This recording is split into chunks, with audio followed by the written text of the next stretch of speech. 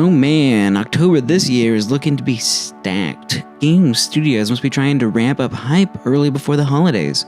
There are so many games coming in October. I actually am temporarily expanding this list to 11. And I am expanding the appendix at the end from 10 to 20 just for this month.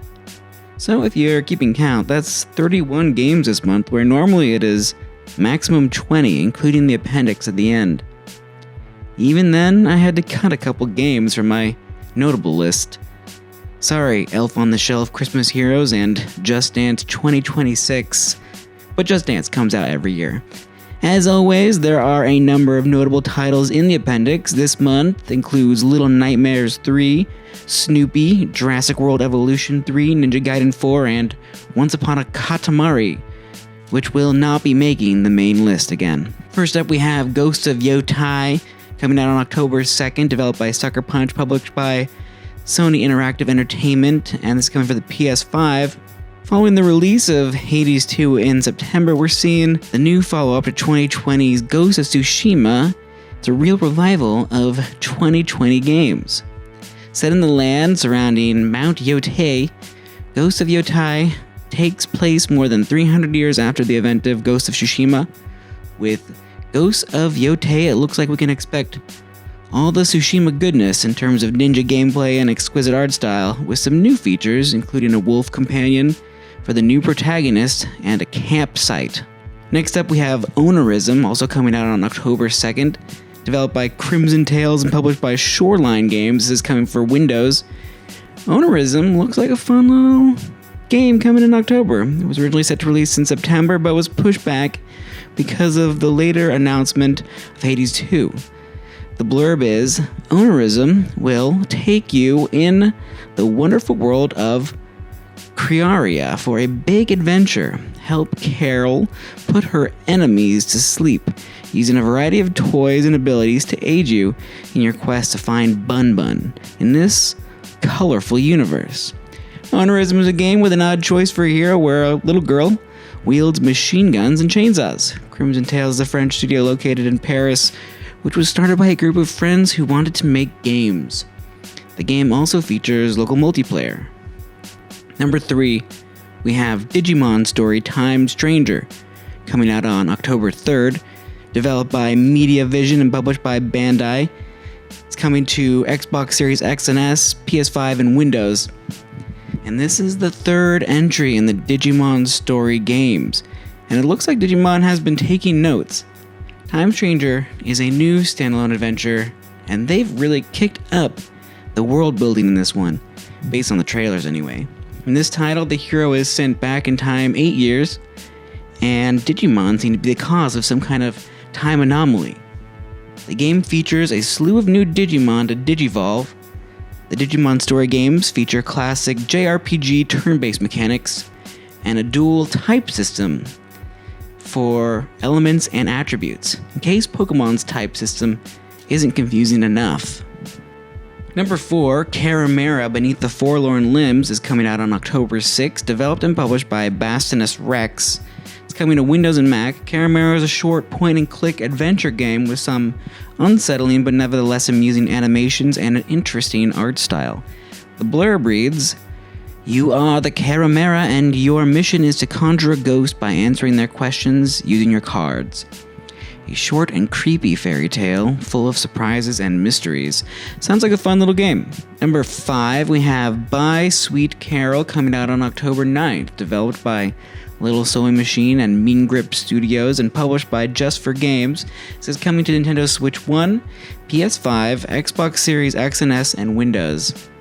And this game looks like a Disney princess in a nightmare.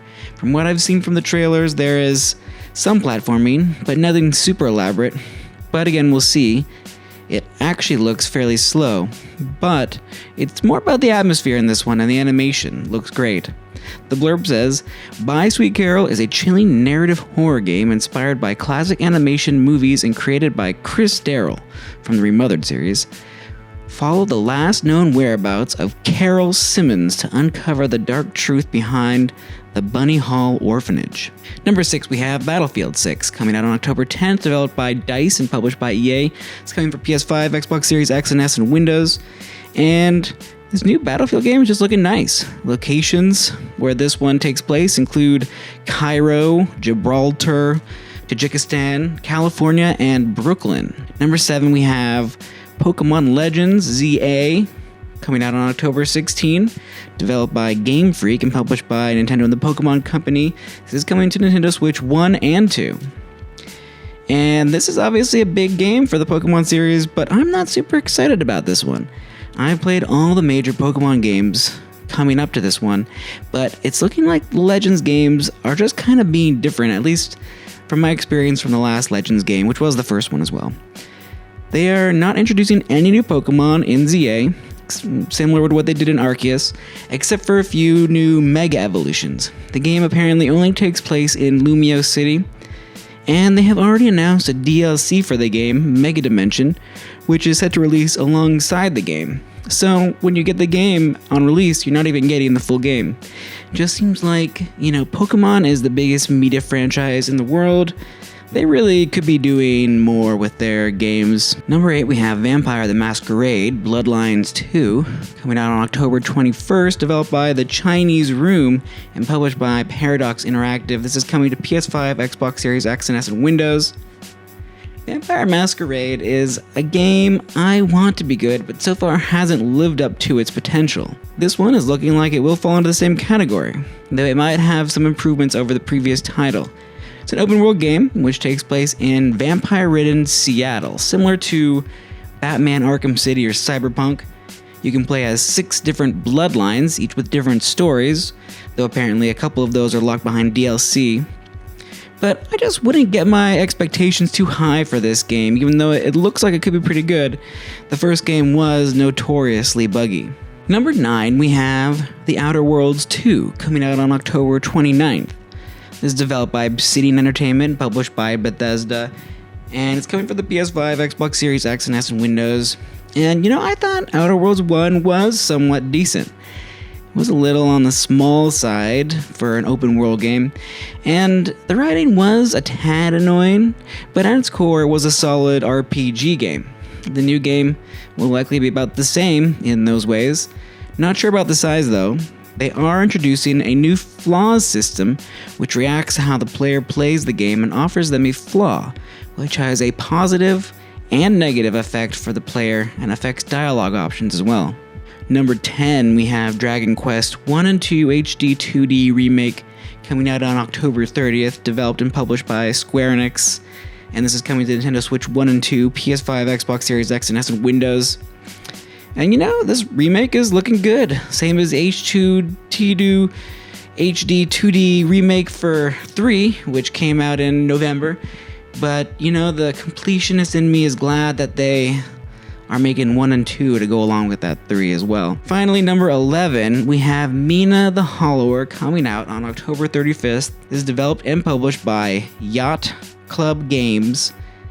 Coming for the Nintendo Switch 1 and 2, PS5, Xbox Series X and S, and Windows, Mina The Hollower looks fun if you're into early retro-style games. You play as a mouse, presumably Mina, in a spooky Castlevania-type setting. The blurb reads, Mina The Hollower is a bone-chilling adventure game featuring an 8-bit aesthetic refined for the modern era. Whip foes, burrow through the ground, and explore a pixel-perfect world in this new game from the developers who brought you Shovel Knight. Plus, it's coming out on Halloween. But how about you? Did I miss your favorite games coming out in October? Let me know down in the comments.